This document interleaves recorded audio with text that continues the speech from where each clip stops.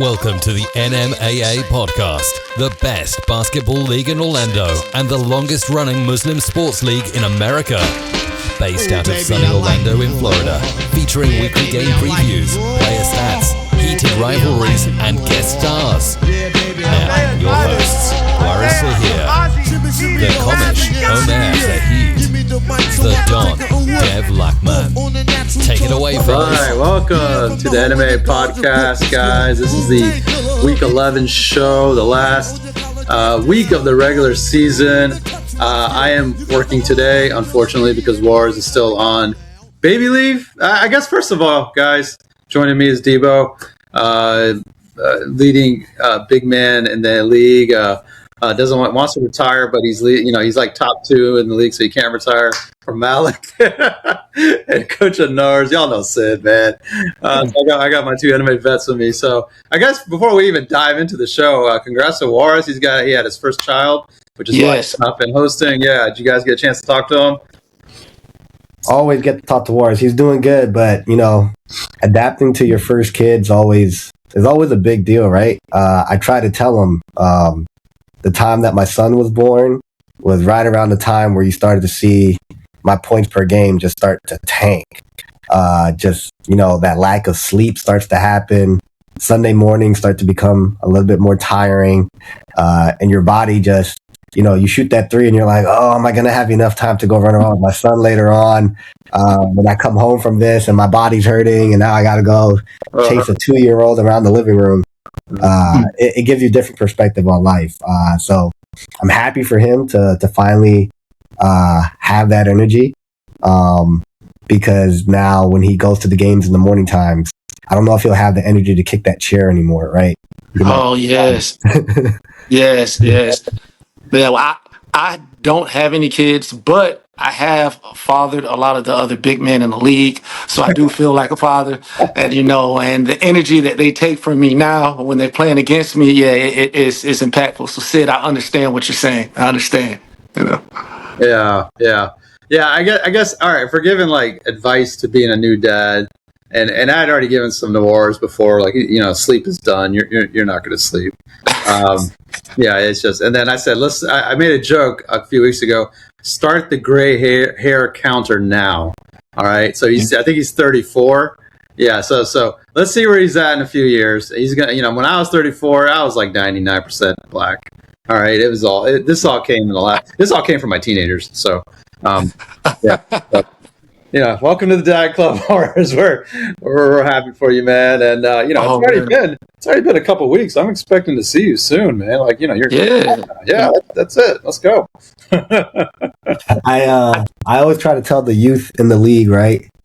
You never you don't become thankful for your parents until you become one. Like when I became a parent, I was like, oh my God, my mom did all of this. Like it took a lot, right? So kudos to all of the parents in NMAA. In general, I know waking up early for basketball is not easy, but we love to see it. Love seeing everyone there. And I think it's a strong brotherhood we have, right? Like Chris Ross was there, and he has recovering from a torn ACL. Mm-hmm. Yeah, I was so happy to just see him show up. That's the type of league that we have, right? Yeah. A dope thing is probably been semi-pro 80 million seasons because it's like 20 seasons per year, but this would be like the 3rd year, and then NMAA it's probably been like 5 years. But to see every year someone walk in with a carriage, with a new stroller, with a new baby, and just to see like the kids from one age, and then every year see the kids grow, everyone's kids, it's amazing. So you actually feel like you're part of their household every season because you're seeing them. They were in a carriage. Now they're walking. Yep. And then now they're running around. Now they're throwing up basketballs. And now they're running on the court helping me because the ref has to pause the game, which is great as well. So it's amazing. Yeah, you could be like me now, or my kid is better than I am. So not shooting. I don't know, Ozzy. You might have to 1v1 your son. we used to every year until he was 15. I told him he could play me once a year. and that was his one shot to beat me. And then for some reason we stopped at 15. But anyways, yeah. I know why. That's when I wrecked my ankle, and I'm done. I don't do one-on-one anymore. Oh no, not worth it. Nothing to prove. Nothing to prove. Yeah. All right. So Wars, we miss you, and I don't want to do this again. So come back. All right. So a few announcements. Let's get into the announcements. Then we'll do the recap, and then today and as you can see on camera, Sid is typing away on his computer. We are going to announce award candidates. And it may not be a perfect list, but we're going to go through it. He's got a list coming, and Debo and I said we're going to talk it out. So we're going to announce the candidates. So you've been waiting all season for this. It's coming. But let me make a couple announcements. So first of all, Sunday new schedule because it's the last week of the season. Everybody's playing. There's no bye week. Games start at 9 a.m. So if you have the first game, you need to be in the gym by 9 a.m. We're going to tip like 9:15, but you want to be there early, all right? And then second games are going to be like 10:15.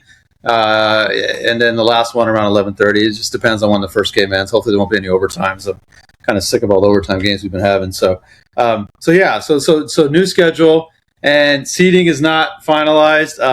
I did have a question last week about seating, and I had to explain the difference. So let me just do it here real quick in case you guys don't know. So tiebreakers for seating. If it's a two-way tie, it's head-to-head. If it's the same record, like two teams are 5-2. And nobody else is 5-2, then their head-to-head is the first tiebreaker, and whoever won it doesn't matter what the PD is. Whoever won that game, they're the higher seed. Now, if it's three-way tie or more, your head-to-head does not matter. It doesn't matter. It's thrown out the window. It goes to point differential. And one of the questions that was being asked me, well, we have a three-way tie. We beat the other two. I was like, yeah, that happens on a rare occasion. But most of the time, that doesn't happen, and it gets way too convoluted. So a long time ago, NMAA, we decided to get rid of any tiebreakers head-to-head after a two-way tie and just go straight to point differential. Because you could just get caught in, well, we beat this team, but we lost to this team. It's very rare that it's that clean. So three-way tie or more is point differential. Now, if point differential is even, then it goes to points allowed. If that is even, then it goes to points 4. I think one time we have gone to points 4 in NMAA history, so that it does happen. Yeah, so that's the tiebreaker system. So hopefully you guys understand that. You can come see me, Dev, Sid, one of the coaches in the gym, if you're still confused about that. Okay. All right.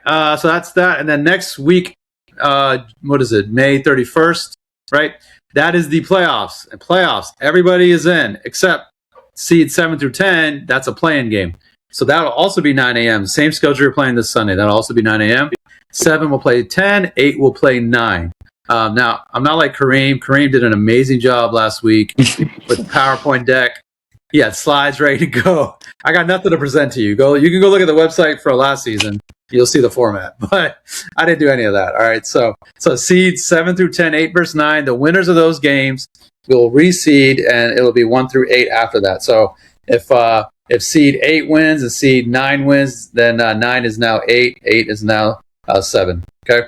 So that's how that works. So it'll be 1 through 8 after the play-in, and you will play on the same day. So if you're in the play-in, you're playing 2 games on that day. You'll have an hour break in between. This will be the 3rd season that we've done that. So it's been proven to work in the past. So just get in shape if you're not. Bring lots of bananas and Gatorade. All right. So that's that. So that's the playoffs and the format for the next 2 weeks. I got 2 more. So we already talked about the awards. Now, 3-on-3 tournament. Kareem did a nice little flyer on that last week. The 3-on-3 tournament sign up will open, and I still have to finalize the rules with the committee. I'm still locking out who's in the committee. So maybe I'm targeting first week of June to open up sign up. It is set for August 2nd.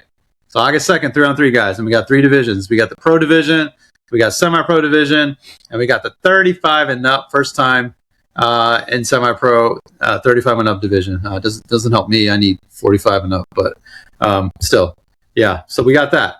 Cool. Okay. So is there anything I should Debo, I should say about the tournament? Is that pretty straightforward? Can you play in all 3? Okay. Yeah. There we go. All right. Someone's going to ask that. Somebody did ask, can they play in both semi-pro and I think, was it pro? No, semi. Yeah, they did. They asked me to play semi-pro and pro. I'm not opposed to it. The only thing is we haven't worked out the schedule. And the last time we did something similar, but we had a couple of divisions, we had them all going at the same time. Okay. So I don't know. Like 2 hoops were the biggest division. Then 1 hoop was another division. And then we had a high school division that they had a hoop. So they all played their games on 1 hoop. Their regular season games, not the playoffs. So you could.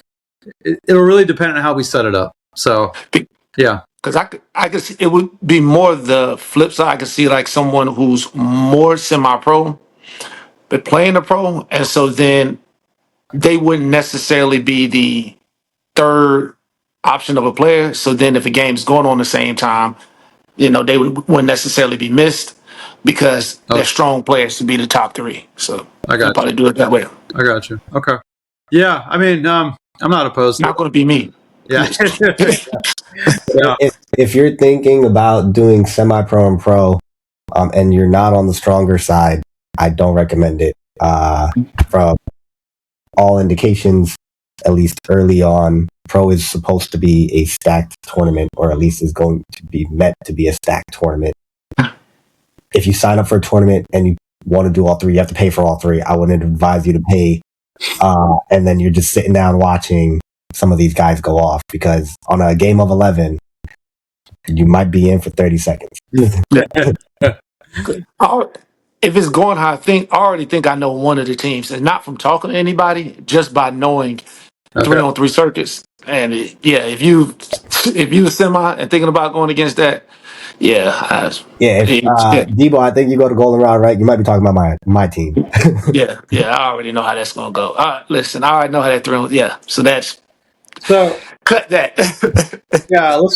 So for the audience, if you don't know Sid, I just talked about how I'm still working on rules and not figured out when I'm going to open up, and he already has his team ready. Like, he's already made his team. So there it is. Well, I will say I already got 2 of my guys too. I'll say that. And that's for the pro. So I'm not playing in the pro, but that's for the pro. Anyways, all right. So that's the tournament. We'll figure it out. Good points. And then the next one, the Fall League. Fall League will also be back in August. I still have to lock down those dates. I still have to talk to the coaches. It's not pro, even though we don't really use pro anymore. It is semi-pro, but it'll be a semi-pro where we let the Alex and the Joes back in, Patrick, right? So, but we still have to determine how all that's going to look. It shouldn't be too much different than what we had in the Fall League this past year or last year. So that's that. But I am going to open sign up for that probably also roughly close to the same time as the tournament. So if you're interested in all that, be on the lookout. Sign up's going to run from June until sometime in July, and you're going to want to make sure you sign up on time, right? So, and the price has gone up, but for semi-pro. But what I will say is, I will give you like 6 weeks to pay the price that you paid this season. So just keep that in mind. If you don't want to pay the higher price, you'll get almost a month and a half. So to pay it off. Okay, cool. That's it for announcements. How long did we go? We went 13 minutes. Oh, that's a long intro. Okay. So coming up next, we're going to dive into the recap, and then we'll finish with the awards. You're listening to the NMAA podcast. Your favorite podcast is here.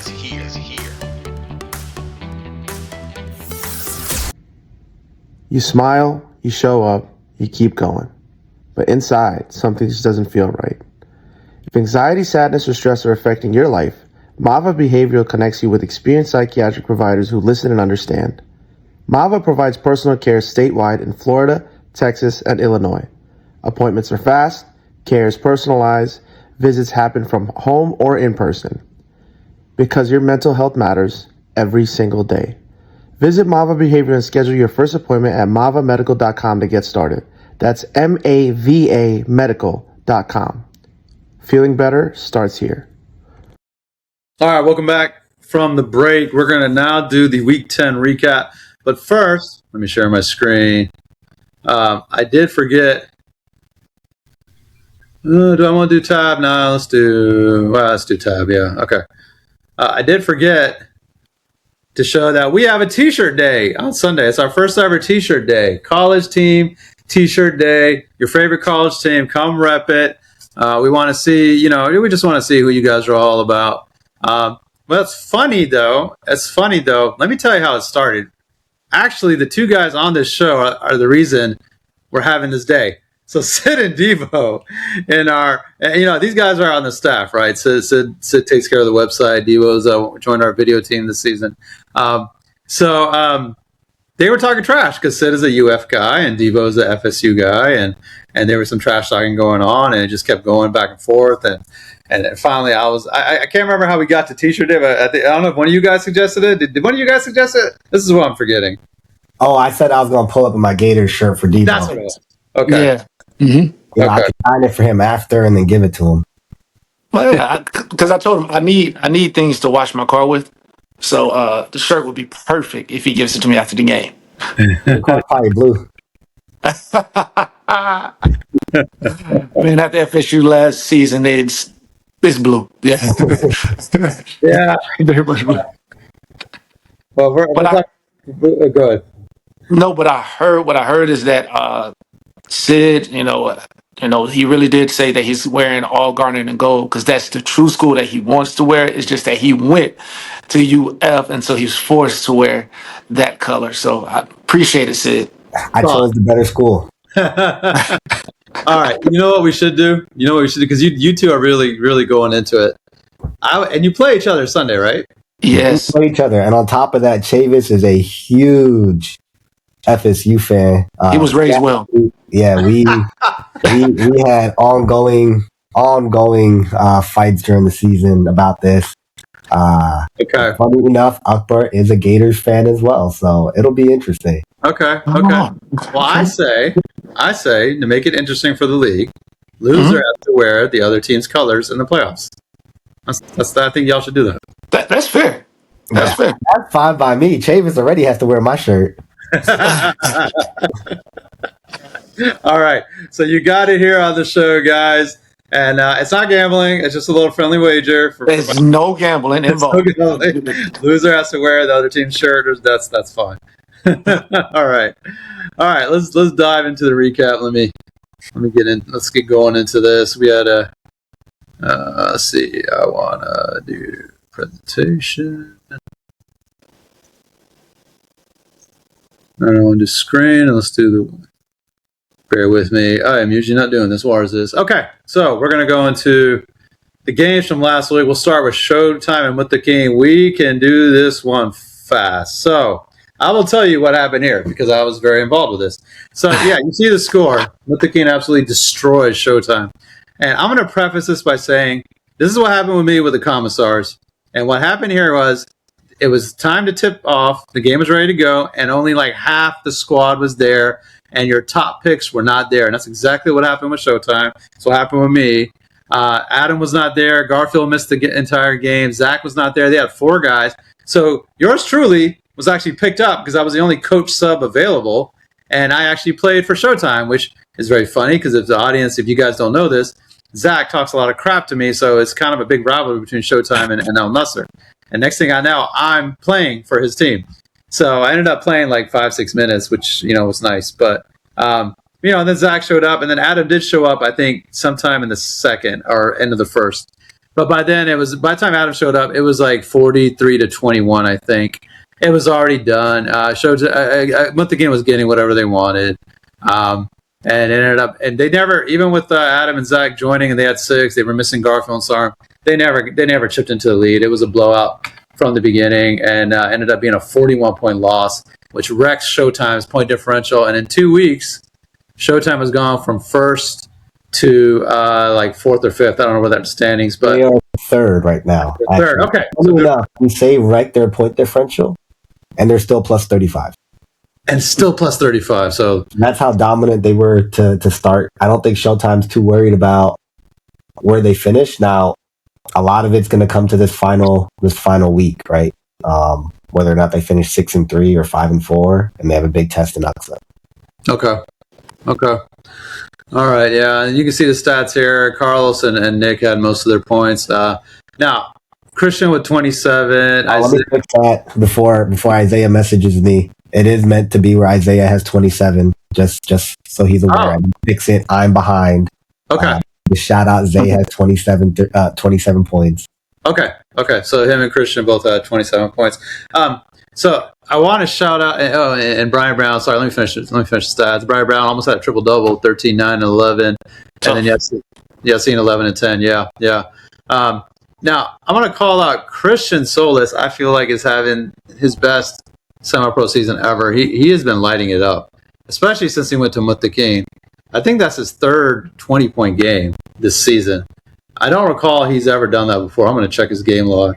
So Christian, I thought when the trade happened, it was a pretty good upgrade from Muttaquin in the sense of sometimes every team needs that guy who's going to dive for the ball. He's going to hustle. He's going to do all the little things, right? I mean, I had Christian Solis last season on my pro team, and I've told him a number of games, like, hey, you were the reason I won this game. Like, he hit timely shots. He has this beautiful float game. And he just gives endless energy. He's 1,000% true NMAA personality in terms of like just great teammate, great hustle, great energy to have around. And Muttaquin has been 3-0 since their trade. So I think, that reflects a lot of, the energy and the hustle that he brought. Yeah. And to Christian, what Christian is to Muttaquin, that is what Garfield is to Showtime. Yeah. So yes, Adam was missing the first quarter. I told someone last week when they were talking about Showtime, I told him Garfield is that button. He's that go. If Garfield isn't there, I don't see them going as far. And that's not a knock to the team, but what Garfield does is intangible. He's still going to get you 15 to 20 points, then going to grab 15 rebounds, then he's going to play defense, then he's going to hustle. That is like an intangible that you ain't have. So Christian has been that starter piece for Muttaquin. Garfield this year for Showtime has been that as well. Yeah. Garfield has been playing out of his mind. He has been having an amazing season. I think this is his second season. He didn't play this well the first time I saw him. And but this season, you're right, Devo. Agree with everything you just said. He's been tearing it up for them. Yeah. So all right. So we're moving on to the next one. Not much else to say there. It was a bad game for Showtime, but good for them. Luckily for them, it's just a regular season game. Yeah. Go ahead, Sid. We can skip this one. Yeah. So going to now Sid's game, Aqsa versus Nars, 61-42. Aqsa wins by 19. Stats here. Ian Hurley. Why is Devo laughing? The worst part, I'll let you go. I'll do the stats on this one. I took the loss. 18 points, 23 boards, 4 assists, 1 block, 1 step back to the side 3 like Jalen Brunson. Sid knows what I'm going to say. Kwong Fan, 13 points, 3 rebounds, 6 assists. Manny, 9.5 rebounds, 5 assists, 6 steals. My lord. Steals. Prince, 7 points, 1 block, 1 steal, 1 after the game strapped a seatbelt apparently. Daniel, 7 points, 7 rebounds, 1 assist. Bilal, 7. When did he even score 7? I didn't even know that. 7 points, 1 rebound, and then Muhammad Ahmed, 2 rebounds, 2 assists. Flipping to Nars, if you would like, even though you probably don't even need to. 14 points, 5 rebounds. Jamal with 4 steals. I thought, he did all that he could. Akbar with 8 points, 6 rebounds, 4 assists, 1 block, 1 steal. Dev, finally, I crashed out for all the wrong reasons. Dev had 8 points, 2 rebounds, 1 assist. Had a pretty good game. Issa with 5 points, 7 rebounds, 1 assist, 1 block, and 4 steals. What? And then Evan with 4 points, 4 rebounds, 1 assist, 2 steals. And Omar Diaz with 3 points, 2 rebounds, 2 assists, 2 steals. And then Sean Ali came in and had 3 rebounds. Your big 3 combined for 15 points. Correct. Wow. And I can give a little overview on the game. I thought Aqsa I will say, and I'll take accountability on this perspective of it being my fault for the loss, that my team could have probably been better prepared for what was to come. I think I understood what was going to happen from Uxa's side in terms of defense. I play with Q, I play with Manny, I play with all of them quite a bit to know how they would approach this game. And I think on the podcast earlier this week, everyone kept on saying, "Oh, Uxa needs, these wins that make them feel like they're a top contending team." And they beat Cabasars, and then I think everyone was just like, "Oh, like then they have to beat NARS because they have we supposedly have an offensive juggernaut." And they took that to heart and they came ready to play. And their defensive execution, I thought, was great, and that fed into a lot of their offense. On our end, I actually thought defensively in the beginning we did pretty great. I'm not going to say no. I think at halftime score is 25-12. If we don't score 25 points at halftime, that's pretty dang good, right? It's good. I think we let up in the fourth quarter when we shouldn't, because that messes up point differential. But regardless, it isn't that, hey, that would have changed the outcome. Uxa from start to finish dominated this game. Yeah. Offensively, defensively, on the boards. They took care of business. They came in and did exactly what a number one seed should do. And we came in a little bit more panicked than we should be. And we didn't execute what needed to be executed, right? You can look at the score of Akbar with 8. This is Omar's only game being in single digits, and single digits at 3, not even at 9. He only had one free throw, right? So, and then Evan with 4 points, right? So it's not just where, hey, these guys had a bad shooting game, because I wouldn't necessarily say that either. I would say Uxa's defense was extremely good, and as a coach, I have to be better to make sure my guys get open and take those shots, right? We were missing Alex, but again, I don't want to say that would change the outcome. I think it just helps us a little bit more defensively as well.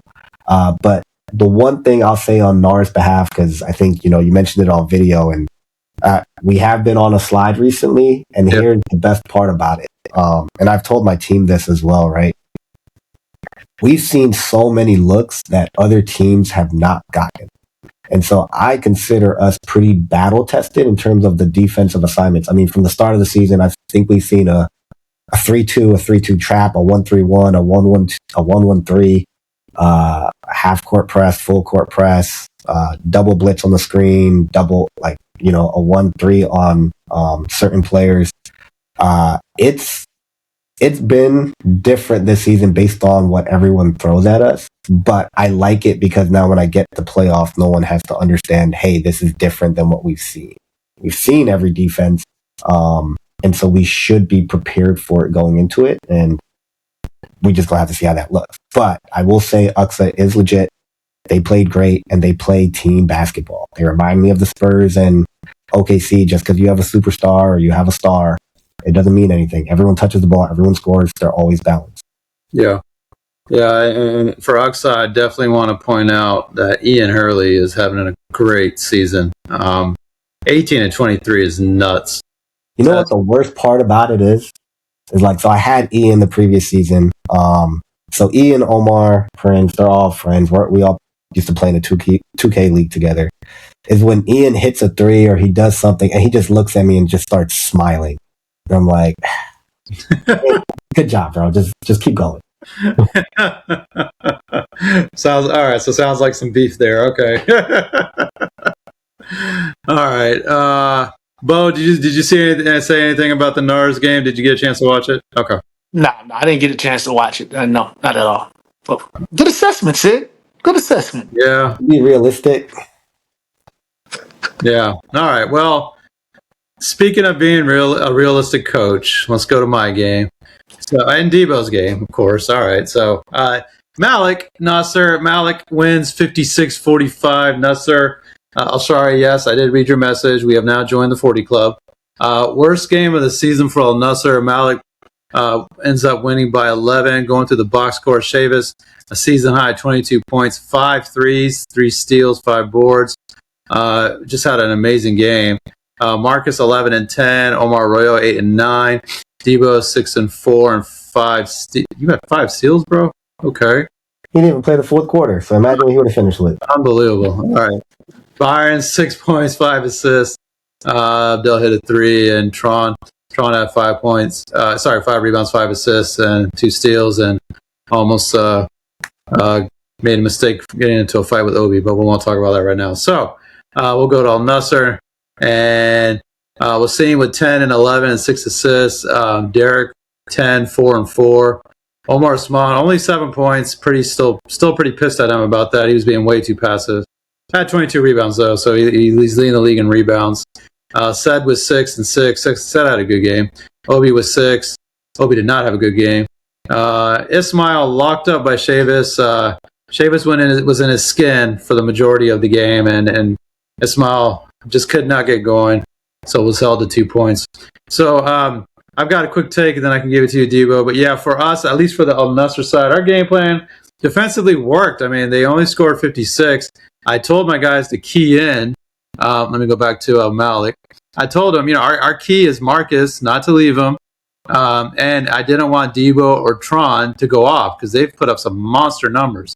And we accomplished that. Tron didn't score, and I was happy with that. Oh, no, he had a jumper. I think we still have to fix that. So he had one jumper. In a quiet game from Bo as far as what he's been putting up. And Marcus 11, I'll take it. And I'll take it. But I did not account for Chavis getting absolutely hot from 3-point line. I did not expect that. So Chavis, I think that's got to be the most threes he's ever hit in NMAA, I feel, in a game. So he absolutely went off. For Nassr, though, offensively, just the worst showing we've had. I learned in the fourth quarter, Debo, I said this. I took Wasim out. Wasim had his worst game of the season. It just wasn't good. Couldn't make shots. He a lot of bad passes. Well, he tells me that he's been sick all week and he couldn't breathe and he's got mucus in his lungs. And I said, if you had told me that before the game, I would have rotated you out a lot more. And maybe I wouldn't have sat out. I sat out this game on purpose, and my team scores the worst ever. We shot 2 for 18 from 3-point range. 2 for 18 from 3-point range. The only 2 threes were made by Derek. Right? And I'm just sitting there watching my team like, all right, well, that's one thing I can do. What are y'all doing? And then we may have had, Derek watched the whole game on video because he records it. I believe he said we had 21 turnovers. So 2 for 18 from 3-point range, 21 turnovers. Enough said. I mean, that's a loss. You're not going to win a game. So that was our story, and just great job by them. But Debo, yeah, what do you got for your guys? Yeah, I mean, going into the game, our whole mindset was to close. If you look at all of our games, we're 3-5, and we're in a positive point differential. You would think that most teams would be hard. I think +7. We're 3-5, and that's because all our games are usually close. It's that fourth quarter that kills us. Yeah, we fall apart. So this game was about play defense. Our offense. If you look at the games, Marcus has had 20-point game. I've had 20-point game. Tron has had 20-point games. And so it was Chavis' time. So the offense wasn't the thing. We just wanted to actually pour ourselves into defense. Hence why we was like, okay, who's the leading scorer? Ish is the leading scorer. All right, let's get Ish out the game. Yeah. Let's get him out of the game. All right, that's going to take away some scoring. We know other players can score. We know Danger can score. We know that. But all right, that's one less person that we have to worry about. So that was the main focus, and play good defense. And it was funny at one point. Sam, he was talking to me, and he told somebody, he was like, "Hey, rip that from him. He don't have any handles." So I said, "All right, cool." The next play, I'm coming down on the fast break. I turn the ball over, and I'm laughing. He's like, see there," and I'm laughing because I'm like, I'm not worried about that because I'm in my head. I know what you're going to do soon after that. He went down and turned the ball over. I said, "All right, here it goes," and he was just rushing some of his shots, which ended the turnovers. And that wasn't the reason you all lost, but you had maybe Sam with 3-4 turnovers, but that was driving. he wasn't the cause of some of the passes that you all were making. You all were making some passes which you all thought we weren't looking, and it was just intercepted.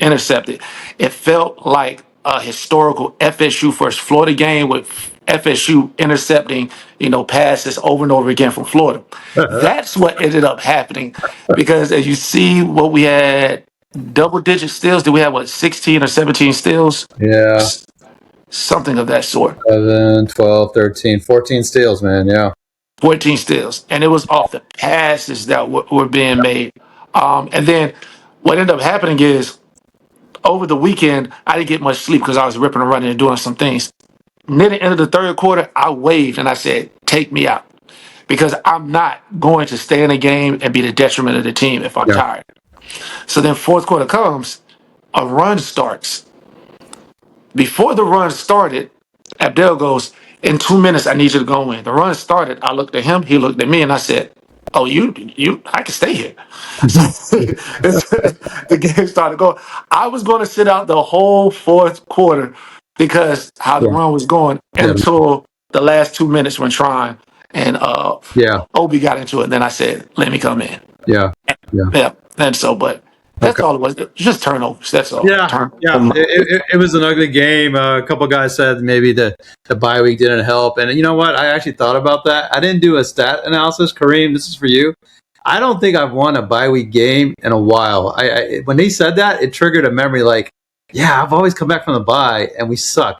But either way, I don't want to take away from what you guys did. That was a terrible game by us.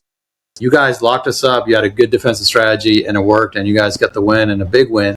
Puts you at 3-5, which you guys really needed, and helps you for the playoffs. And I don't think anybody's looking at you guys that you're a 3-5 team. And I told my team all week, Malik is dangerous. You got to ignore their record, and you proved it. So, and it pisses me off because one, I didn't play, and I should have played. And two, my coach of the year chances are pretty much now gone. Thanks a lot, guys. So I needed to win the last two games. So, all right, let's go to the last one. Commissars versus Alcomer. Commissars win 71-59. Tristan Bremer, 34 points. That's a career high for him. 7 threes, 9 rebounds, 4 assists. Tristan absolutely goes off. JP with 13, 11, and 6. Usad with 12 and 6 and 8 assists. Usad is having a really good season. I want to give him a shout out. He is playing well. Amir 12, 5, and 3. Amir never has 8. I don't know if he's had 8 once this season. So I just point that out. He never has 8 guys. His bench is a bunch of really busy career type guys. Kareem is a rookie, and he's a doctor. Issa Hafza, we all know, a lot of us know from way back. He's a businessman, and these guys are always missing Sunday, man. I don't know. But anyways, all right, going to Alcomer. BG and Thadik continue to carry the team. BG with 19 and 8. Thadik with 18 and 8. 3, I guess that makes Thadik Robin this week.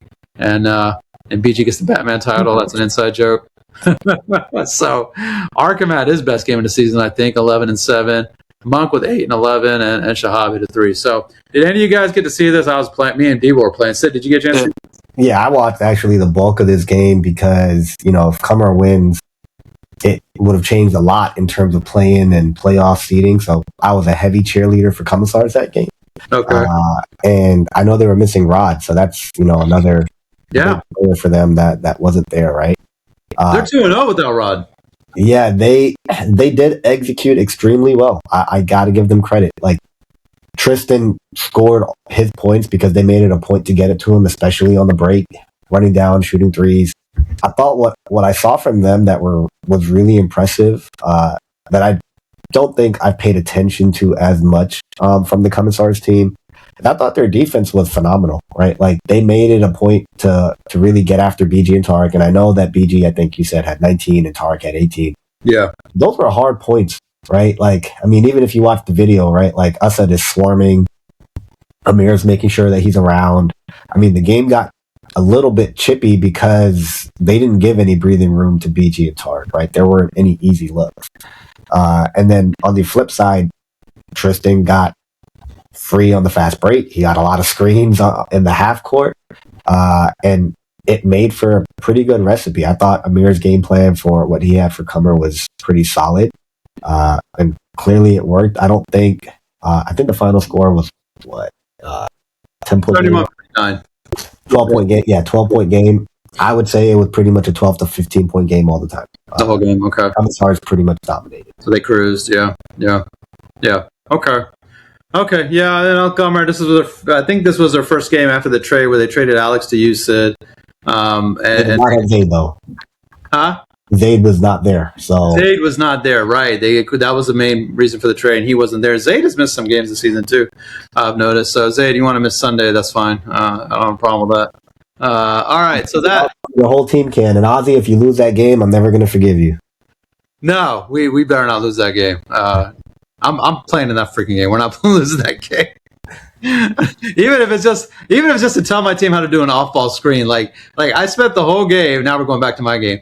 Telling my guys, you got to get Chavis off his smile. You got to set off-ball screen. I don't see anybody doing it. And then Obi started doing it. It was just the fact that I had to keep saying these simple things like, where are the screens at? Off-ball screen. Everybody just standing, right? All right, I'm gonna go off on a tangent. If you don't know, sometimes it's not the screen that gets Chavis off the guy. You got to put like a little pocket burger or something in your pocket. Chavis loves food, man. You got distracted. Speaking of Chavis, yeah, and Devo, this is a coach's thing, man. And nobody seems to realize like I can't run anymore or do anything anymore. I came in the game for 1 minute in the first half and the final minute of the game when it was over. In the first half, Abdel put Chavis on me. I'm like screaming, why is Chavis on me? Chavis apologized. Like, he told me I can't let you shoot. I'm like, get off of me, dog. Go guard an athlete. No, you don't. That's the thing. We're not letting shooters shoot. Listen, bring them all to the paint. You know what I'm saying? Let them beat up on the old man. But y'all shooters are not going to get hot. They're not going to get hot. You're killing me. You guys are killing me. Yeah, you're killing me. And every time I've ever played Abdel, he's in my skin. And at the end of the game, yeah, I came out of the game. I figured it's over. Abdel checks in, or he's in. He's like, "I got you." I was like, "Bro, why?" So I hate playing Abdel. Anyway, all right, that is it for the recap. We stayed under 30 minutes. Did better than Wars and Kareem. Look at that. All right. Okay, coming up next, the award candidates. And if you're looking to hear your name called, or feel like your name should be called, drop us a comment or shoot us a message. Let us know. But we're going to try to recognize all you guys right about now. You're listening to the NMAA podcast. Your favorite podcast is here.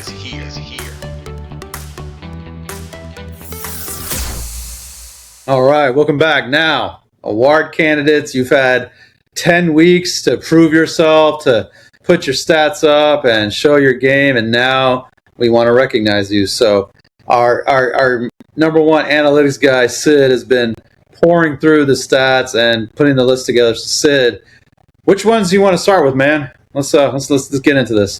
Yeah, I'm gonna go ahead and start with essentially. Where did it go? Oh, there it is. The leaders, and the reason for it. I know everyone loves some stats, right? So we're gonna have some people stat pad in on Sunday, and I love to see it. Yeah. So I'll start with points, and just first and foremost, it is not a per game stat. I know everyone. I get so many of these. I get DMs, man. Like my girl out here thinks that my Instagram gets flooded. She's like, "Hey, what's going on?" And everyone's just messaging me, "Hey, I had the most points per game, or I had the most like per game this, per game stat that," and it does not matter. We go based on totals. So attendance matters. If you average 5 points per game versus someone who averaged 6 points per game, but they showed up 2 more games, well, they won the award. They won the award, yeah. So starting off with points, I'll give top 1, 2, 3, 4, 5, 6 top 6 candidates, which are Akbar Yassin. He technically leads the league in points per game, but not point totals at 143 total points for the season. Adam Dorsey with 160. He is the leader. BG with 158. Tristan with 155. Isaiah with 150. And Omar Diaz with 142. Right? So if I'm looking at this and I said, hey, someone who's going to win it on Sunday, it's going to come down to Adam, BG, or Tristan potentially. Unless Akbar decides to drop 40 points, which by all means, if he does, I'm going to love it. So that'll be the point leaders. Okay. For rebounds, I have 3 finalists, and it's mostly going to come down to 2, which it's Ian Hurley on Aqsa and Omar Uthman on Nasser. Ian Hurley has 114 rebounds for the season. Omar Uthman has 116 rebounds. So, Ian, you're only 2 behind. Funny statistic on that.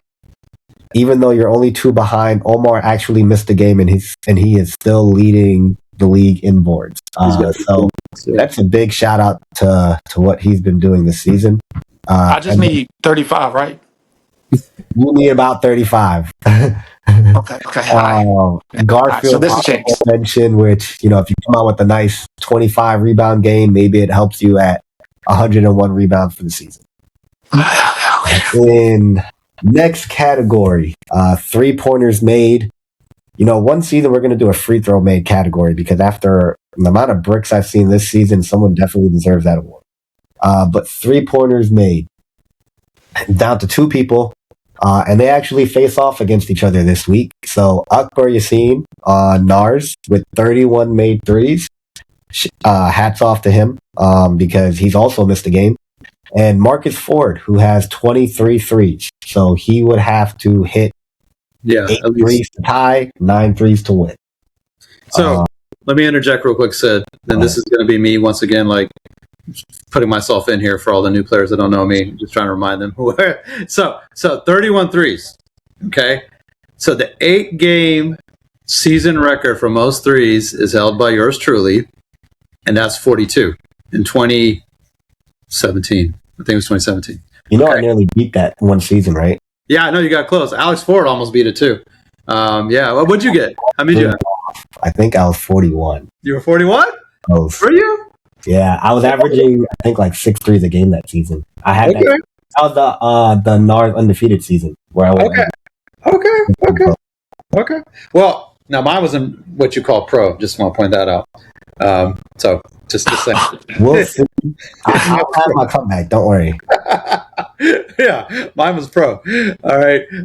Anyway, so 42. So Akbar, 11 to tie, 12 to break my record. There you go. All right, good. Steals, next category. There is a tie. And I'll put 5 people here just because I don't think it's unattainable. I've seen some 6, 7 steal games. I think I've seen a 10 steal game this season. So just putting it out there just in case, right? Manny and Yassine. Manny on Aqsa, Yassine on Muttaqeen are tied at 28 steals for the season. Oh, wow. Carlos Roman at 25 steals. Chavis at 22 steals. Adam Dorsey at 23 steals. So if Adam, you get 5 steals to tie, if those 2 don't get any steals, which Manny's probably going to get some steals. I still think it's anyone's game. I think Adam last week had 6 steals. Not Sunday, the week before. So this is great. I want to track this stuff on Sunday. So Manny versus Yassine right now. Okay. Yep. And then for assist, for this one, I just need 28 steals. About 28 to catch up. All right, let's go. I'll skip that category. The category that would matter for you, but you still can't catch them, is blocks. Oh, no. I have been blocking this year. I've been chilling. Isaiah already won. I'm not even going to mention the other numbers. You have a chance. He's already won it. Isaiah. Yeah, he gets like three blocks a game. Correct. Yeah. It's done. He's already got it. Don't even attempt to. Don't hurt yourself. Don't hurt another player trying to get the blocks leader. It's done. He got it. And then for assists, big shout out to Brian Brown. I think it'll be hard to catch him. He has 52 assists on the season. So even though I don't want to crown him as the assist leader just yet, in order for the second person to catch him, which is Wasim, 43, you would probably need a 15 assist game to catch what Brian Brown is relatively doing this season. Well, so what are the numbers? What does Brian have? Brian has 52 assists and Wasim has 43. 43. Oh, man. All right, Wasim, you heard that? That means pass the ball. Okay. It means stop doing those scoop layups and get someone else the ball if you're trying to catch up. But let's get that assist record. Yeah. All right. So those would be the leaders. In terms of the awards, here we go. Alrighty, we'll start with the ones that the players care the least about. Coach of the year. Yeah. Rightfully so and deservingly. Muhammad Ahmed of Aqsa. Yeah. He's first seed, 7-1. Some can argue he could have potentially been 8-0 if he had his full team. His team has been executing extremely well on both ends of the floor. And on top of that, I think he probably received the worst draft grade of all time and still managed to be a first seeded team, right? So hats off to him. I liked his team, by the way. I'm just saying that from the beginning. I liked his team. By the way, Oh, wait, time out. yeah. Before we get into that, real quick, there's a player that he has on his team. I remember a year ago, there was a big stink when I publicly said the best point guard in the league. Everybody said, for real? Now, every podcast, everyone's like, oh my gosh, Quan's the best point guard in the league. And I called this a year ago. And every team he's been on, they've gotten far and they've done good. That's all I'm going to say. Yeah. That's my rant. I don't think there's that. I've always said, regardless, right? This is kind of like when Mohsen had his team. And I think I said it on that first podcast, right? If there's one player I expect to figure it out, it's Quan. He wins. He just knows how to get there. Yeah. You're gonna live and die with, sometimes he makes some risky passes, but I don't ever think they're the wrong pass. Right? Yeah. Sometimes it might just be the wrong person cutting the wrong way or just not lined up. But I think he wins. I'm going to say he made the wrong pass in the championship game versus Malik at the end of the game where Rodney stole it. But I agree with everything you guys said. Yeah, I'm still pissed about that whole game. Yeah, I agree. I even got some comments about why I didn't take Q at the first, but I wanted to get Wasim a shot. Anyways, but back to Hare, I agree with you, and I need Hare to lose Sunday and me to win to have any shot at an argument. But it pretty much looks like his award locked up. But who did he lose to? He did lose to you, but he was shorthanded. He had his big three. Three is a lot different than when you have your full team. All right. Okay. What else you got? Other candidates for that award. Omer Zahid, yours truly from Nasser. You're still on the list. Amir Zafari from Commissars. Kareem on Muttaqeen and on Zach. From Zach from Showtime. And to be a coach of the year, you have to have a winning record. So for any coaches or players like, hey, why didn't my coach get listed? They just don't have a winning record. I would love to nominate myself. Clearly can at 3-5. Maybe I need to do some looking in the mirror myself, right? But those coaches definitely deserve it. Best GM nominees. I'm not even going to repeat it. It pretty much followed the Coach of the Year list, so I'm going to speed through it. Muhammad Ahmed of Aqsa, first seed. Amir Zafari of Commissars, haven't had a full team, and I think he's third seed. Coach Zach on Showtime, Ozzy on Nasser, and Kareem on Muttaqeen. I think he's probably the only one on here who actually made a trade, and since the trade, he's 3-0. So that hats off. That's part of being best GM. Yeah. Most improved player. This one's a little bit hard, and so I'll use your opinions, Debo and Ozzy, if you think of anyone else. And I say that because there's still one game left, right? And so nominations can change. Maybe there's another player that we can recognize. So, fellas, if your name isn't on here, come to me on Sunday. I don't mind it. I love talking to players. Come to me and tell me, hey, I thought I deserved this award because XYZ, and I'll review it, and then maybe or maybe not, or maybe I'll tell you why you don't deserve to be there. So let's see what happens. So most improved player, I thought Issa Yaqub on NARS this season has been spectacular. I think his field goal percentage and efficiency has been through the roof. And most of the time he just doesn't play. And this season he's playing, he's shooting with confidence. He's had a couple layups. So happy for him to be there. Garfield on Showtime, definitely on the most improved list. I think so difficult to put him on this list because I play with him so much on Thursday nights that I've always known this is the player who he could be. But again, it goes based on season to season, right? And he played on Malik the previous season and didn't have what I would consider a season like this one, right? Where he's averaging a double-double. And I think Debo called it out. Very impactful. And then the last person I have on this list is actually yours truly, podcast host Wars here. I know he's a first round pick, but when you look at it from a stats perspective, this is the best he's ever averaged, right? He's averaging, I think a double double. So 10 points, 13 boards, I think like 1.5 blocks, 1.5 steals. He's typically never averaged over 10 rebounds and some seasons around 5 points a game. So he's doubled on his points per game. He looks more like a force in the paint offensively. His shooting could use a little bit work. It actually went down, but I think post presence went up, so you take the win.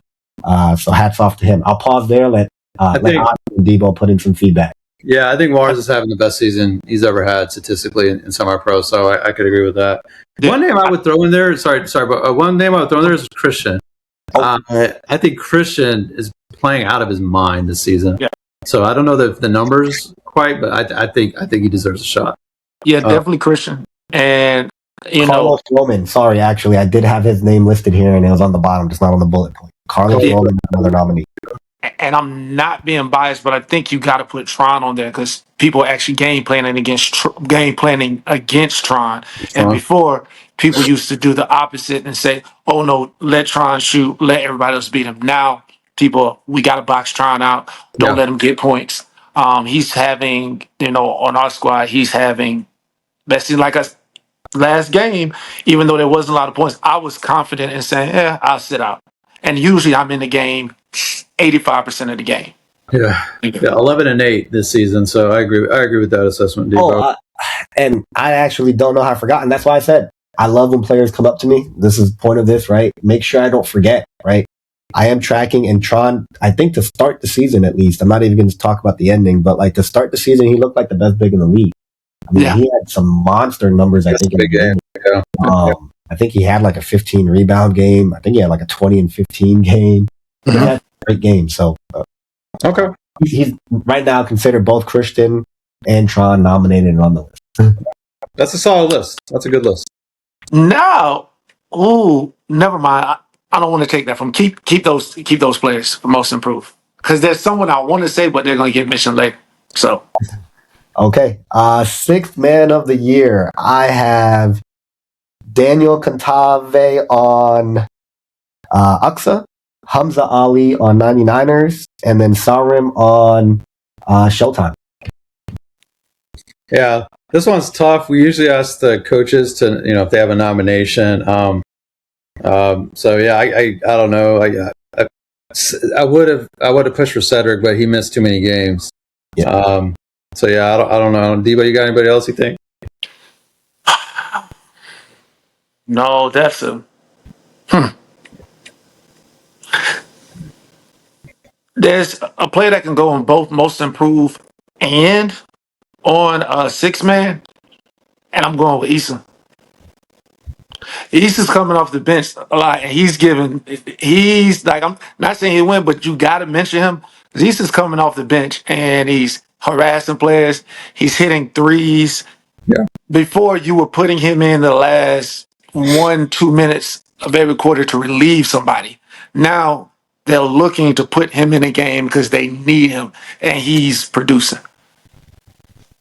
Yeah, he's on my team, so I agree with you. I can't fault that. I do like the unbiased, and I actually think he could be deserving. I'm just curious, like why all of a sudden this season he's been with us for so long. Sometimes, right? Because he coach. A lot of times he'll coach, and so he'll sit out and let others play. Okay. Rookie of the year. Ooh, there's not that many candidates, right? So keep that in mind. There's not that many newbies, so that thing. I'll start with Ali Jafar. He's missed 2 games strictly because he wasn't part of the league in the beginning, but he has had a pretty decent season so far. Julian Anderson is his last name, I think, right? Yeah. On Mukhtar, Fahim as well on Mukhtar, and then Omar Diaz, who is on Nars. Omar has had a pretty spectacular season. He's leading one of the best backcourts in the league. And so I mean, he's probably already locked this one up, to be honest. I think so, but I don't want to say that for certain, right? I think he's averaging double what anyone else is averaging.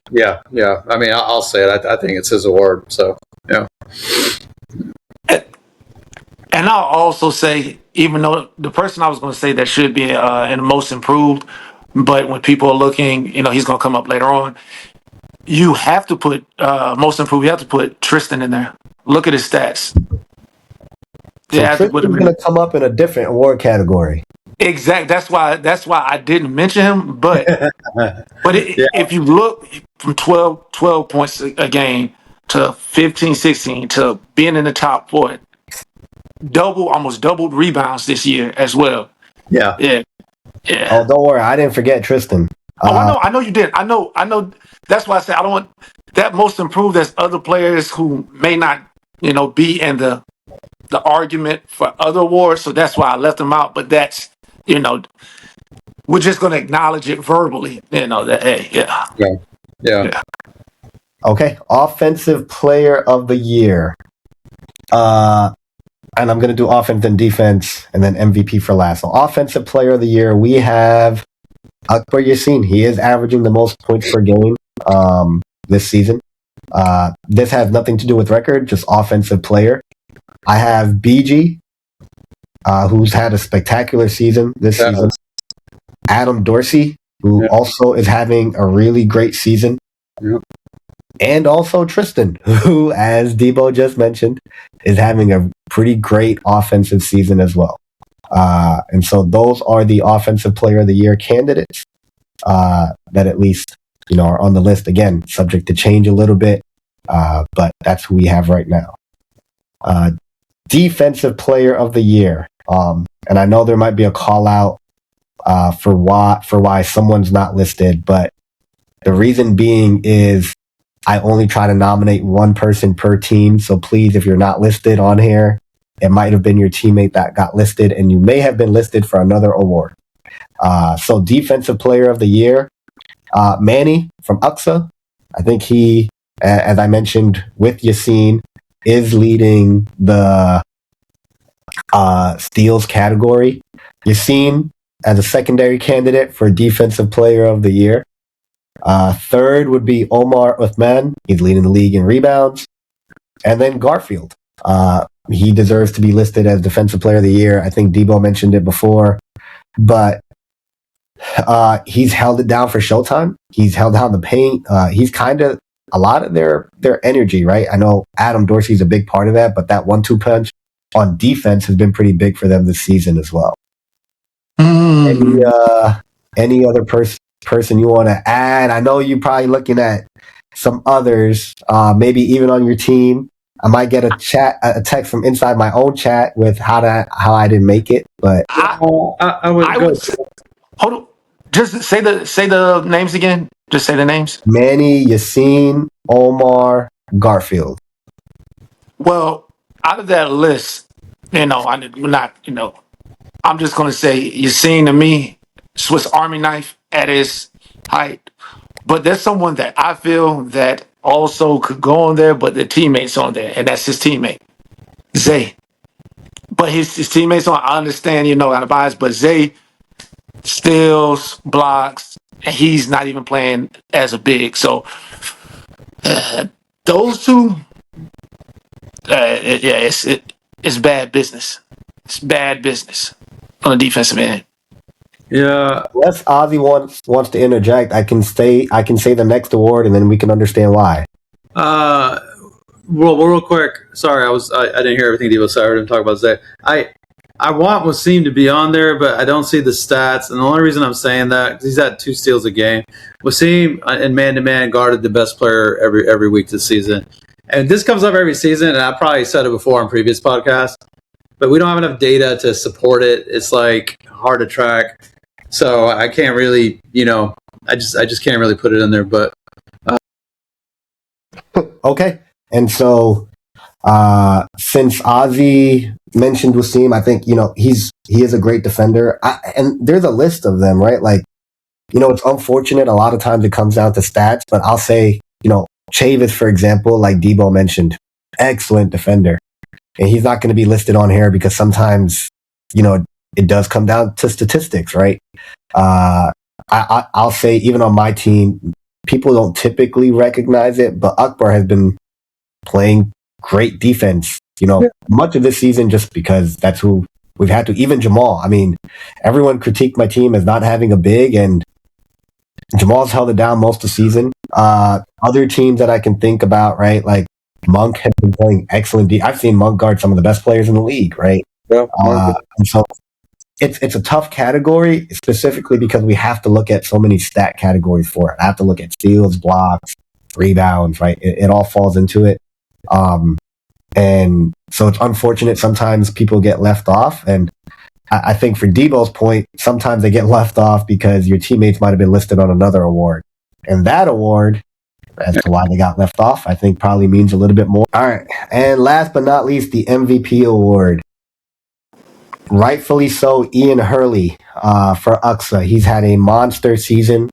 So part of the reason you're not listed on Defensive Player of the Year, Ian, is because you are an MVP candidate and you rightfully deserve it. I thought you had a fantastic season.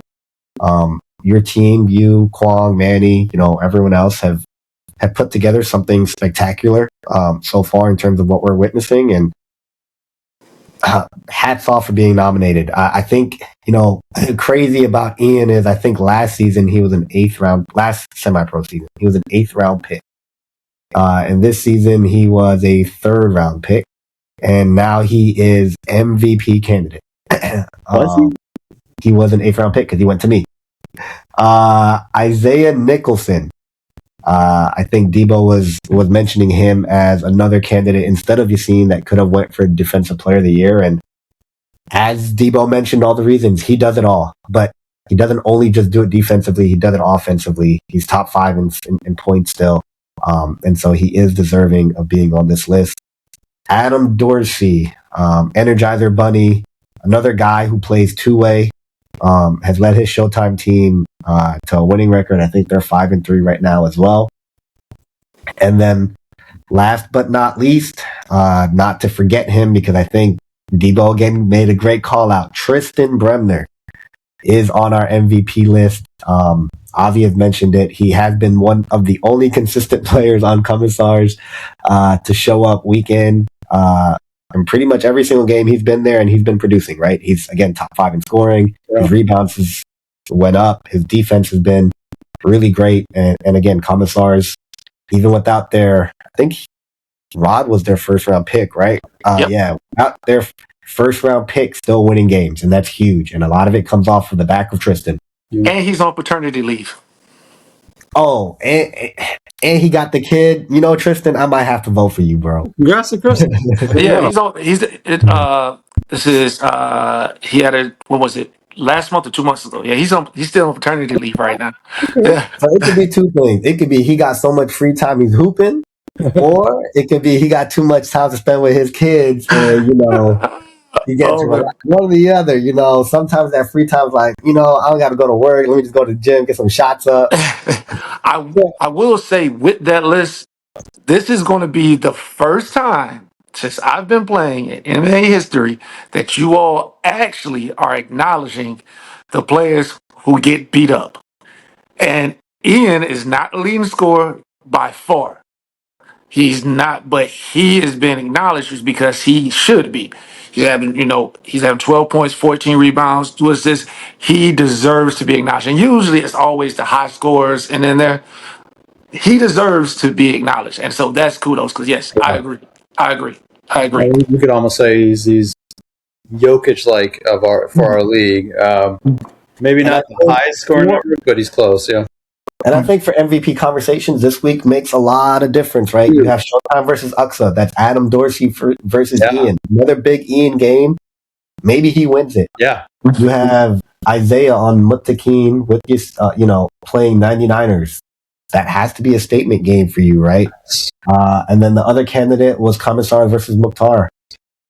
I'm not sure what lineup Commissars might have out there, but, we need them to win. Win, Commissars, win. Yeah, Weezy is going to make it a big deal on Tristan. So, Tristan, can you have another big game? You have another big game. that gets you some votes, right? And a Mukhtar team that is desperate for the win to avoid the play-in, right? They win, they're in. And so they're going to come hungry against, a Tristan-led offense. And Tristan, if you do what you've been doing all season, maybe you come away with this award, right? So I think we did this award nominations because this Sunday it means a lot. So a lot, yeah. Make it mean something. Yeah, and you said nothing has been decided yet. You're playing for your award on Sunday, and what you do this Sunday will determine the voters. And the voters are all the coaches, everybody on the podcast, and everybody in the staff that works on staff, right? So it comes out to like 20, 22 votes. So you gotta show out, man, if you want one of these awards. So it's gonna be big for standing and big for awards. And last thing I'll say before we switch to the next segment, we do votes on Monday. So have a big game on Sunday, right? Because if you didn't have a great one, the whole season, and now, you do on Sunday, it might make us remember you, and it could be the reason why you win it, right? Yeah. So dominate on Sunday, we vote on Monday. Yeah, exactly. All right, that is your award candidates. Pretty exciting stuff. Let's wrap up. We're going to move over to the picks. You're listening to the NMAA podcast. Hit subscribe and don't miss the next episode. All right, cool. Welcome back. We're going to wrap up now with the pick segment. Before we get into that, I did forget to mention, Wars told me to do this last year, and I forgot to do it this season, the All NMAA pick. So All NMAA is a little personal thing I started. It's just my personal thing of I like to recognize guys that I think have balled out, right? Just something I started many, many years ago. So it's the commission's All NMAA picks. And what you want to do, what you want to know, it's a 9-game season, so minimum is 7 games, but if you're weighted against a player that's played 8 or 9 games, and then the stats are very, very close, the tag will go to the player who's played more games. So attendance matters. Your stats are all considered.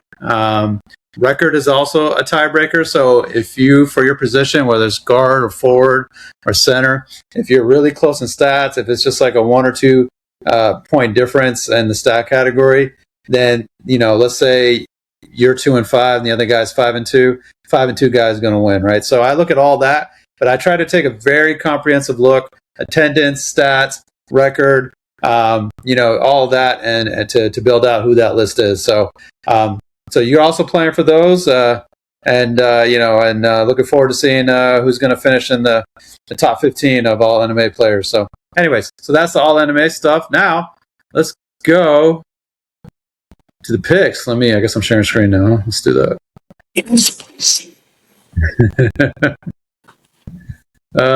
No, it's not that. It's screen. Okay. All right. First up, Showtime versus Al Aqsa. Big one. Aqsa has pretty much locked up the number 1 seed, right? So what we want to see, what I want to see, Showtime. Well, I don't know. We don't have time to do scenarios. Sometimes we do that on this show right for the last week of the season. I would like Aqsa to lose to see if I have any shot at Coach of the Year, but Showtime with the win would go to 6-3, and that will obviously matter in the standings as we have, I think, 4 teams at 5-3 right now. So if everybody is showing up, I don't know. What do you guys think? Debo, I'll start with you. Showtime, Aqsa, we'll just assume everybody's there Sunday. What are you thinking? If everybody's there, the only way that Showtime beats Al-Aqsa is if Nick gets hot from the 3-point. Anyone trying to dribble into the lane, Manny, Q are good at communicating. The big matchup is going to be on the boards between Garfield and Ian. But if they can stretch the defense out and Nick can actually get hot, that's where I see they have advantage. As far as the leak out, Adam leaking out, you have Manny that can get back. So that kind of neutralizes that. I just think that Al Aqsa is playing together, and if by any chance things got out of hand, they'll slow the game down. They'll control the pace of the game and then can beat Showtime. However, if Nick gets hot, if Showtime wins, look at the stat sheet afterwards, and that means Nick had 3 or 4 3-pointers. Yeah, I agree with Debo. I got Uxa winning this game. Firsthand got to witness it that Q and Manny are both elite defensive guards. Obviously knew that beforehand. But I yeah. think in a team, they're just in sync, right? Like they move well. They pick up defensive lapses really well. And so when you have a team that aligned, it leads to victories. I think Showtime is very similar. I'm leaning Uxa here strictly because I think Q can do a good job, or Manny, of slowing down Adam just a little bit or enough that it can get them the edge on the win.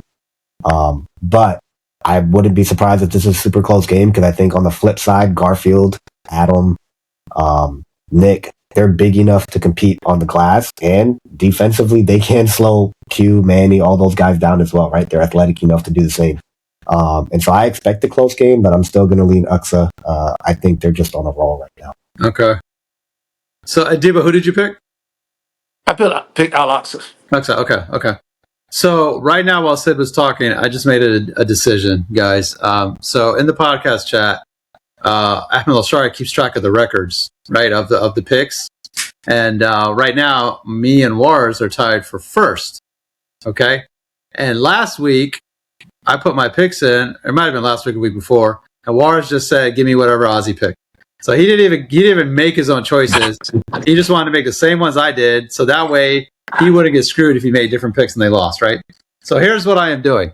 I am not going to say who I am picking.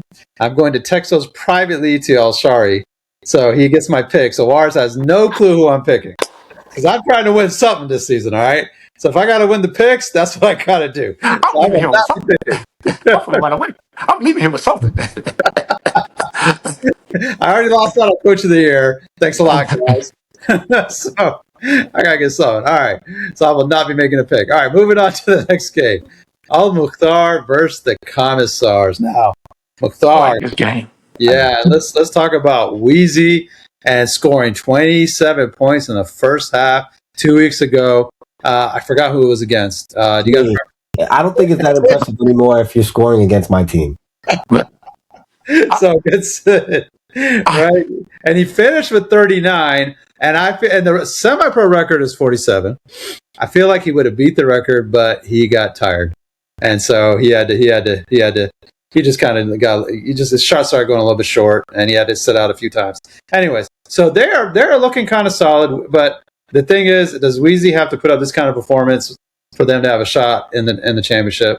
We already talked about how hot the Commissars have been, how well Tristan's playing, and no Rod, and I don't know if he's back Sunday. So, Sid, I'll start with you. Who do you got in this game? I got Commissars. When you pull up that and you scroll down a little bit, I'm a strong believer in, statistics. So scroll down just a little bit more.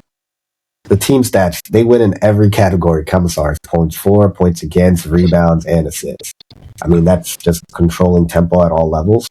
And so I'm going to go Commissars on this one. I think they have the scoring to keep up with Mukhtar. I think Mukhtar defensively is very solid. But overall, I think, having Amir and John JP is going to be, in my opinion, the difference maker in this game versus Mukhtar, who has, I think, just fellow. They have Fahim as well, who has some size, but yeah, Amir's not here to post you and back you down. He's really just going to hit you with that hook shot. So it doesn't matter how strong you are. JP's meant to be more the bruiser. And then if you start to double, they have Tristan and Rod on the outside to shoot, and Asad, who's, I think he's averaging, it's on there, pretty much 2 threes a game. And recently it's been more around like 3-4 threes I've seen statistically more toward the end of the season. So if they have a strong team and in terms of just hitting down their threes, I think Commissars walk away with this one. I'm also making that pick on the fact that I think both Malik and Nars need Mukhtar to lose. Yep. So I will rep my Commissars blue if I have to, but that's who's going. I will make the calls on the sideline. Technicals will be thrown, but Commissars go get that win. Yeah, I mean, I'm going the same way. I'm going with Commissars, not because need them to win. It's because going back to what Sid said, if you look at the stats, the issue that Al Mukhtar has is that the ball stays stagnant. And it's not because someone is, like ball hogging, because when Wheezy has it, Wheezy likes to pass. So Wheezy's not someone who takes crazy shots. He takes good shots. But if he has the ball, a lot of times people are just standing and watching. And they're not moving. So hence why they only have 12 assists a game, because there is no movement there. So then a lot of times he's forced to say, all right, well, if y'all are not going to do anything, I'll be danged if we lose. Let me go to work. That happens a lot. But then when you look at commissars, they average 18 assists a game. That's almost a 9 assist difference. I already know in my mind what the game plan is going to be. I know Weezy is probably going to say, hey, I have Tristan. I'm going to lock that up. Okay, that's fine. Tristan, contrary to having, 20 points a game, he's not a shoot first person. So he will pass. And if Rod's there, then that lets him get off. And so there's too many weapons, and the team is selfless enough to allow other players to get off. In order for Almukar to win, they would have to get moving off ball screens, get the ball moving, free flowing, play together. Against Commissars, I think that's going to be kind of tough. That's why I got Commissars in this one. Okay. All right. So far, both you got. Okay. Amir just said. Glad he answered. Amir just said Rod is back Sunday. So okay. Yeah. So, but Might be a little rusty coming from Pakistan. I've seen that man's IG. It's just photos everywhere. yeah. Well, he was supposed to be playing ball there too. So we'll hopefully he's got some rhythm. All right. So far, you two are picking all the same. So both of you go to the Commissars. We'll go to the next one, Muttaqin versus 99ers. A tale of two seasons. Muttaqin with a very slow start and a lot of memes killing Kareem and his depression and being a lowest scoring team. And then they played my team and we unlocked them and they've been on a tear since, especially after the trade for Christian. So, and the 99ers look pretty good at the beginning of the season, unlike Muttaqin. And then Ramsey goes down, unfortunately, for the season. And it's been a train wreck ever since. And now they face off versus each other. I don't know if Wars is coming back Sunday. Do you guys know? He'll be back. He'll be back? Okay. So they should have everybody. So if they have everybody, Debo, you go first. Who do they got? Who do you got? Ooh. You know what? I'm gonna go on the opposite of what most people are gonna say. I'm gonna go 99ers for one reason. Here's the reason why. 99ers, if Warriors is there, it's gonna be tough because people say, well, this is a knock against them. This will be the first game where they actually have their new team. All right. First game they have a new team with, Rodney playing. They played one game, Warriors wasn't there, then they had a bye. I won a championship with Rodney on the team. I like him on the team. I like Warriors to come back and actually play like a big and not play like Cat Williams not Cat Williams, Cat when he's just in his own la land trying to shoot threes, and if he plays down low and actually forces people to get fouls and actually plays like a big. And then let's say he doesn't do that, and let's say he wants to stretch out. Rodney can, get to the lane, which opens things up. When I say that they can win this game, I mean a very close mistake at the end has 99ers with a win. This time, instead of Warriors getting the ball for a wide open layup and missing it, it will be someone else to make it. I like that. And you know what? You just compare Warriors to Cat. That's a great comparison. He is never forgiving either of you two for that. I already know it. I'm sorry, it is. Because here's the thing about it. You hear Shaq say all the time that, why you out there? Go down there and get this. And y'all didn't mention, I just was quiet. The reason why Warriors has had a better season this year is because he's put his big behind down in that post and actually has tried to work. Yeah. Instead of thinking that he is the best three-point shooter in the league. Yeah. And that's why he has got more points. Yeah. People didn't pick you first round to be on the perimeter. I'm sorry. They picked you first round to be down low. If I'm down low, get your tail down low. Right, exactly. All right. So who you got? I'm gonna flip the other way, but I will say what Debo said, and I actually very much agree with it. Right? part of me was, thought about taking 99ers because I think at full strength, they are very capable of beating Mutakeen. I just don't know if Warris is full strength. I'll be honest with you. This is going to be, he just had a baby, right? Yeah. It's not like, this baby's 2 months, 3 months, right? This baby's brand new. And Facts. one thing about brand new babies, they keep you up at night, right? Yeah. And I don't think he's touched the basketball since his baby's been born. If his wife allowed him to touch a basketball since his baby's been born, hats off to Warris. So I think, he'll be a little bit rusty. Now, people say, like, how can you be rusty when you're taking layups? Trust me, it's a thing. Right? You have to get up and down the court still.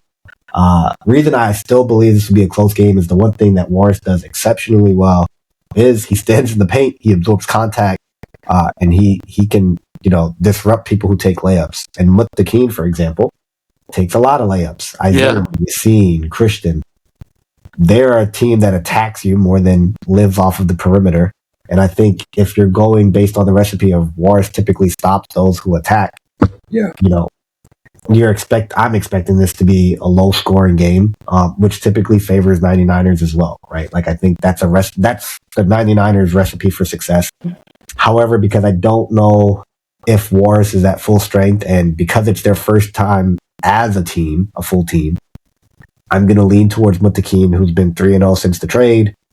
They've had some things rolling. They beat Nars. They had a come from behind victory on Malik. They beat a shorthanded Showtime team, but shorthanded or not, they still put up 96. So they've had enough time in those games to get the chemistry rolling. And I think right now they are rolling right in the nick of time for playoffs. And they're going to try to finish this one up so they go into playoffs strong.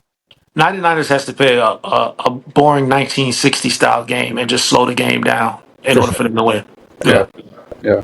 Okay. All right, moving on to the next game. This is going to be Al Nassr versus Al Qamar. Both teams coming off losses in Week 10. Al Qamar guaranteed to be in the play, and Al Nassr trying to play for the 3 through 5 seeding. Nassr, we are going to be missing Skylar, but I have everybody else. Assuming Qamar has everybody. Who went first last time? Devo said, who do you got? Man, if your team played like they did last game, you're losing. I just say, I'm being honest.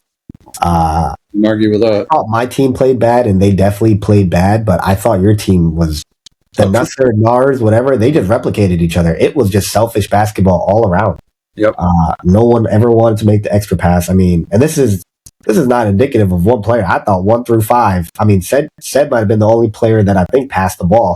Yeah. I would see Omar cutting or anyone cutting, open, and just pump fake hesitation, drive to the basket, or scoop layup under the back like on 3 people, and no clue why it was happening. Right? It could be offensive frustration, but I didn't like how the offense looked, or for what I saw. And I only saw the fourth quarter, so can't speak about the first 3. Right? But I looked at people. I looked and saw people who cared more to get their shots up than to win the game. Because if you ask my honest opinion, I still thought that game in the fourth versus Malik was extremely winnable had you converted on some of those fourth quarter opportunities, because the opportunities were there. And so I'm in this game with Qamar, Wasim versus BG, or Tarek, I guess whoever he decides to pick. If I'm guessing it's Wasim versus BG, Derek versus Tarek. We have Omar in the paint versus Monk. Zayd for them to spread the floor, but then you'll have a defensive player. I'm gonna lean Nassr. I think it's tight though. I actually think this could be a game that goes to overtime. It's both teams have offensive issues at times, and I think this is going to come down to who can get the defensive stop and least turnovers. I think both teams, we don't track turnovers, but there's a lot of turnovers that happen between these two rosters. And your team lives off of the fact of just defensive intensity and hustle and getting after it. That's your identity, which it's not Qamar's identity, but it's going to be whoever holds the ball better. Yeah. No arguments for me. They were absolute trash last week, and I told them that too. But I do. If I was one saving grace, I feel like it was a bit of an aberration, and I do expect them to play a lot better Sunday. But no, yeah, I won't disagree with you there. They were garbage. Debo, what are you thinking? I want to say that Sid is the first person in the history of the English language that says all the T's and identity. He says identity. I've never heard of that. Everyone else says identity. You know, they'll say it, but he pronounces the T's. That's great education. UF did you good. But one thing I will say regarding this game, I want to pick Comer. Reason being is because I like BG to go off. However, they haven't been able to put everything together, and when they lose, I don't see like a team atmosphere of all right, we know what to do, it's all right. I just see them looking defeated. And that goes into if Al Nassr can get up, get a run, start to, actually wear on them, I don't see them coming together to come back. I see them falling apart. So I like that in regards to Al Nassr. I just feel that as far as playing as a team, holding each other accountable, and coming together, I feel that's going to separate this game. Not the play on the court, but who can hold each other accountable, not get heated, keep level headed. And I like Al Nassr to do that more than Alkmaar. Okay. All right. So 2 for Nasser. All right. Last game, Malik versus Nars. Devo. Only one person can pick, but we can speak about it. That's right. Devo versus Sid. Well, I'm not making my pick. Devo versus Sid. Losers got to wear the other team's school gear. FSU versus UF. But we could talk about it. I guess, Devo, you want to talk about just your side first, then Sid, you can give yours, and then I'll close it off. I mean, I like this game. This is going to be a great matchup. It's on paper. It's a real good. It's even. You have scoring on both sides. I think many would say we have the big advantage. I mean, they have Alex, and then Jamal. When people say we have the big advantage, I don't see that. I see as our team as a whole, they like to rebound. Chavis likes to rebound. Byron likes to rebound. So I like that part. I just see it as an even game. I see it's going to come down to who makes the less mental mistakes. We have coming in the fourth quarter. When we played Multi King, they had a simple press. We were trying to split the press, forcing up shots. So it's who can just sit back and say, hey, I'm not going to make the mental mistakes. I'm going to stay composed. That's who has the advantage. Outside of that, I mean, look at the records. Both are 3 and 5. Yeah. Both have made the same mistakes. So, I mean, not picking, but I think it's just going to come down to who stays composed. Okay. Sid?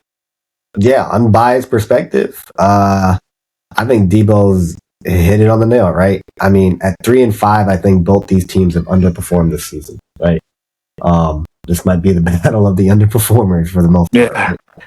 3 and 5 for Malik, 3 and 5 for Nars. I don't think most people would have said, hey, I would see either of these teams in this spot. Yeah. If Commissars is to win, which we would find out at 10 o'clock game, this game dictates the final playoff spot. Whoever wins gets 6th seed. Whoever loses is in the play-in. Is that it? Is that definite? As long as Commissars win. Okay. If Mukhtar wins, they're in automatically. Both these teams are in the play-in game means nothing. Okay. Yeah, because they beat us. Yeah. Okay. But if Commissars win, this game is for the 6th seed.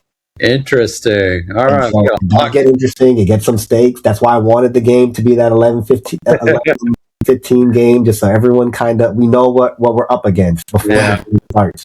Right? I think it also makes for a more exciting game when both teams know, okay, this game really, really matters, right? Yeah. And so I think it'll be a good battle. Chavis versus AK in terms of looking at defensive matchups. Omar Arroyo on Omar Diaz, or Byron on Evan, Debo on Jamal or Alex, and Tron on either or, vice versa, right? Like, there's a ton, Marcus Ford as well, right? Yeah. There's a ton of offensive, defensive switches that you can run. I agree with Debo. It's a pretty even game. A lot of this game, in my opinion, is going to come down to just whoever it really does come down to whoever makes the least amount of mistakes. I think both teams, as Debo mentioned, don't execute quite as well as they should in the moments that actually matter the most, right? Yeah. And so we've seen that a number of times this season, and it's also making sure that we run the plays for the right person. And so I expect a pretty close battle. I don't think it's going to come down to rebounds or anything like that. I really think it's going to come down to Akbar versus Marcus, who has more threes. Right. Okay. So that's the X factor being called out. Okay. Correct. All right. Oh, I just got now, based on those picks, real quick before we lock it up, I'll do one final estimation, right? And Ozzy, you can change your pick. How about that? I'll let you change your pick. Who do you have for this game, just to sum it up? You're gonna make me say You can change it later. It doesn't matter. Just pick. All right. Wars, turn away. I am leaning Malik in this one. Okay, cool. So with that, Aqsa is going to stay number 1 seed. I'm going to go strictly off of both of your picks, nothing with me. Even though I think Debo and I aligned on most of them. So Aqsa stays number 1. Debo had Muttaqin losing, so that would put them at 5-4. Showtime losing, so 5-4. Commissars winning, so 6-3. Nasser winning 6-3.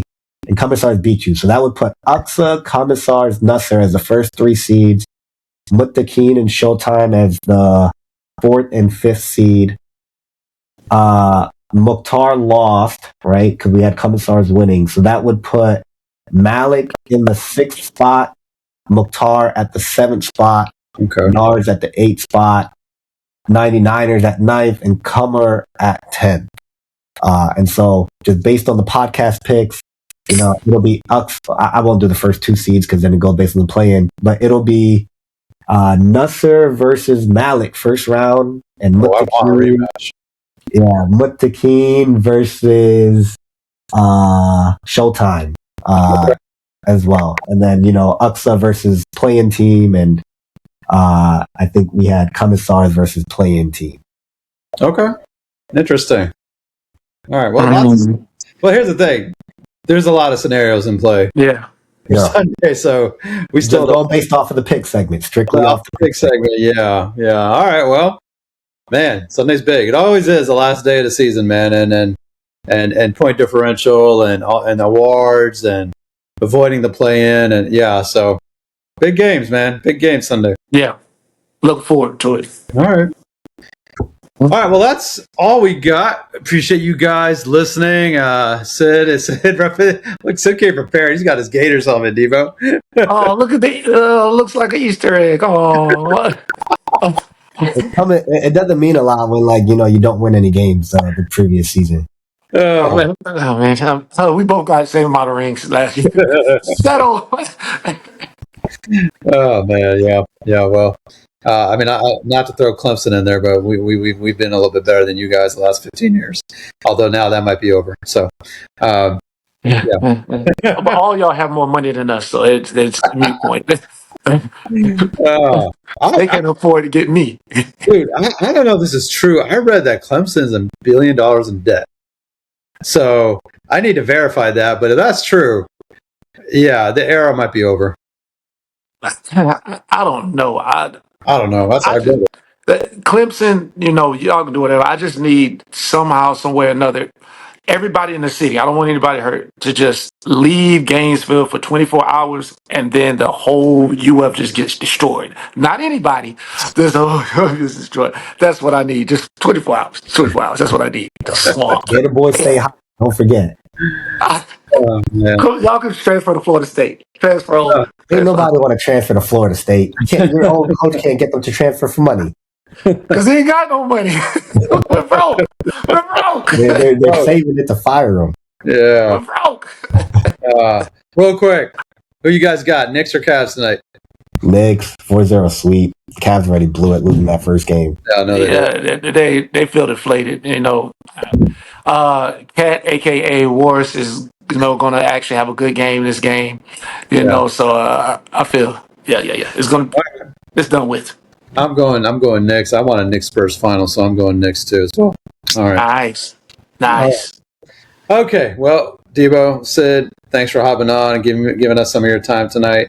It was fun, fellas. Can't wait to see you guys Sunday. Don't forget to wear your college football or basketball or whatever T-shirt. Rep your favorite university. We'll do a photo for the gram, and good luck to everybody Sunday, man. Looking forward to it. Everybody stay happy. Everybody stay healthy, and we'll see you guys soon. My element. We are NMAA, Basketball Dean Brotherhood. We've got former college D1 athletes, former international players, competition at all levels. Come on, man, it's what we do best. It's game time, grab your crew cause I got mine. Cause my five, we gon' shut her down like prime time. We always ready, staying steady on these front lines. Lights, camera, action, and we live, call it showtime. This labor of love, we call it grind and dedication. Blood, sweat, and tears for years, call it determination. Don't get it mistaken when people hating on your greatness. We just patiently waiting to make a slam dunk statement. So turn the station to NMAA podcast. Got the commission on going full blast. So when they ask who's the greatest in the state, well, we shaking bacon and breaking ankles and soul weight. I'm too clean and precise with my jump shot. Celebrate with my bow and arrow, call it guns hot. Locked and loaded with my bag and my whole squad. Always rolling deep with my team, praising one God. Did you give it all you got? Did you give it 110%? Any team's capable of holding that championship trophy. Just depends how bad you want it. I'm ruthless, I'm competitive. My drives on fire, I'm so tentative. I dominate, call me executive. I'm a champion. In the race of life, could never reach the finish line. I'ma get what's mine, gonna do the time, cause I'm in my prime.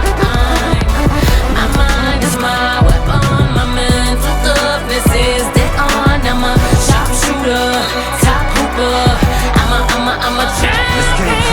It's not over till I say it is. Still working hard, beating glass, time to live. It's all or nothing, I got all to give. Pushing to the last second, cause it's still time to win. Never too late, cause I'm the champion within. And the champions are made of perseverance, no quitting, ha. Yeah, that's why I'm out here grinding day and night. Always hungry, staying humble, that's my way of life. Cause every team dreams of being the number one seed. But do you got what it takes to make it in this league? Giving it all, game on the line, going 110.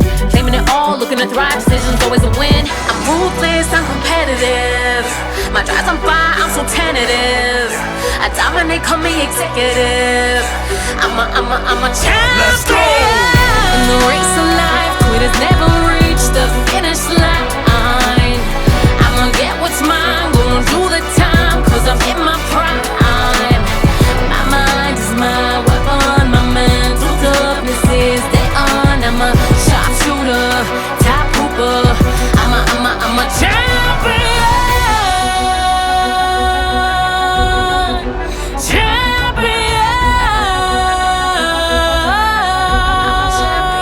I'm a champion. I'm ruthless, I'm competitive. My drive's on fire, I'm so tentative. I dominate, call me executive. I'm a champion.